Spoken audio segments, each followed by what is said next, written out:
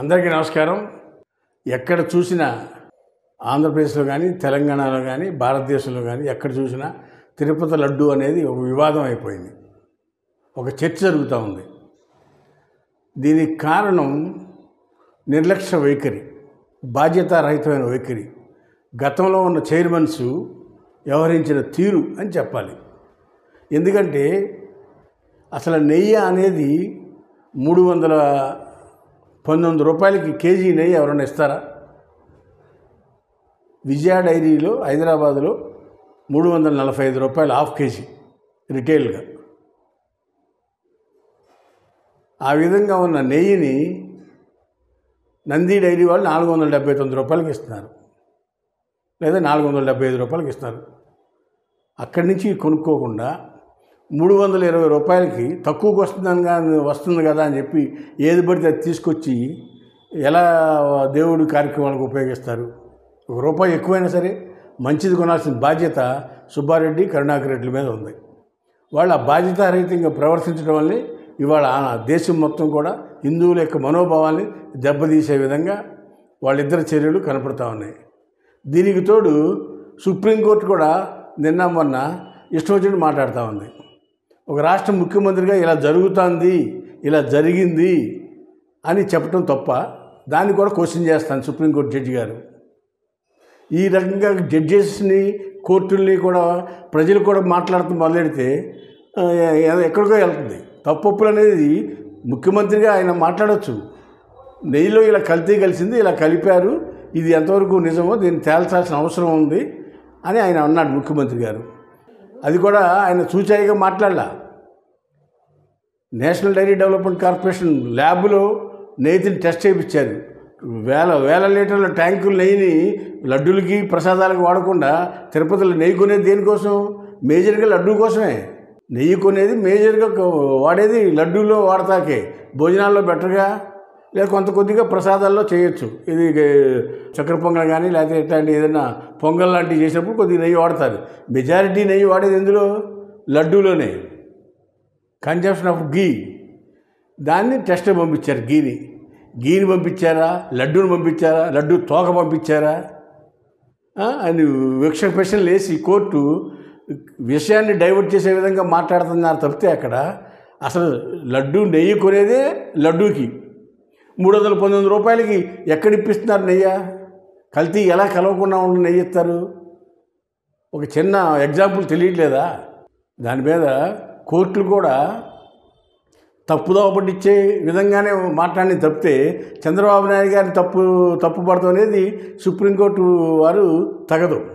ఒక ముఖ్యమంత్రిగా ఆయన నేషనల్ డైరీ డెవలప్మెంట్ కార్పొరేషన్ రిపోర్ట్ని బట్టి దేవునికి ప్రసాదాల్లో వాడే నెయ్యిలో కూడా కల్తీ కలుపుతున్నారు, కల్తీ కలిపిన సప్లై చేశారు, ఈ విధంగా ఉంది, బాధ్యతారహితంగా ఉంది అని చెప్పారు. ఆయన సుబ్బారెడ్డి కలిపాడు, కరుణాకర్ రెడ్డి కలిపాడు, జగన్మోహన్ రెడ్డి కలిపాడని చెప్పలా. గత ప్రభుత్వ పాలకుల తీరుని ఆయన ఎండగట్టాడు. ఆ నెయ్యి సప్లై చేసేవాళ్ళు వాళ్ళకి ఎలిజిబిలిటీ ఉందా లేదా, వాళ్ళకి ఏఆర్ డైరీ అనే వాళ్ళకి ఎలిజిబిలిటీ ఉందా లేదా, ఉంటే వాళ్ళకి ఎట్లా ఉంది, వాళ్ళు నెయ్యి ప్రొక్యూర్మెంట్ ఎలా చేస్తారు, ఆవు పాలతో చేస్తున్నారా, గేదె పాలతో చేస్తున్నారా అని ఏమైనా అధ్యయనం చేశారా? టెండరే ఎవరు తక్కువ ఇస్తాడికి ఇచ్చేస్తారా దేవుని కార్యక్రమాలకు విక్రయించేది? దానికి ఒక స్టాండర్డ్ కంపెనీలు ఉన్నాయి కదా, విజయ డైరీనో నంది డైరీనో ఇలా డైరీస్ నుంచి కొనుక్కోవచ్చు కదా. లేదా వాళ్ళతో నెగోషియేషన్ చేసి ₹1 తక్కువగా ఉండి దేవస్థానానికి అని నెగోషియేట్ చేసి కొనాలి. అది వదిలిపెట్టి అదే ఇతర ముడి సరుకులు అయితే కనుక నెగోషియేట్ చేసి కొనవచ్చు.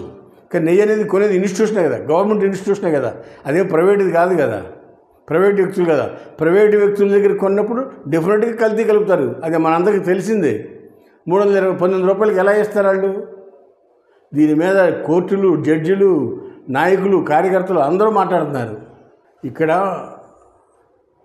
ఒక్క విషయం చెప్పక తప్పదు. ఎందుకంటే తిరుపతిలో వాడే నెయ్యి విషయంలో తక్కువ రేటు కొనడం కూడా ఒక తప్పు.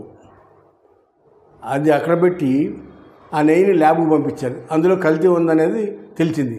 దాన్ని 2-3 సార్లు టెస్టులు చేయించారా, 5-6 సార్లు టెస్టులు చేయించారా అనేది కోర్టు అడగటం కూడా, అది కూడా ఎన్డీబీ అనేది నేషనల్ డైరీ డెవలప్మెంట్ గుజరాత్ వాళ్ళది, అది మంచి ప్రూవ్డ్ డైరీ అక్కడ ఆ ల్యాబ్లో టెస్ట్ చేయించారు. అది దాన్ని ఉదాహరించి ముఖ్యమంత్రి గారు చెప్పారు. ఇక్కడ చంద్రబాబు నాయుడు గారా, జగన్మోహన్ రెడ్డి గారా, సుబ్బారెడ్డి, కరుణాకర్ రెడ్డి కోర్టులా కాదు. ఇక్కడ ముఖ్యంగా తీసుకోవాల్సిన అంశం హిందువుల యొక్క మనోభావాలకు సంబంధించిన విషయం.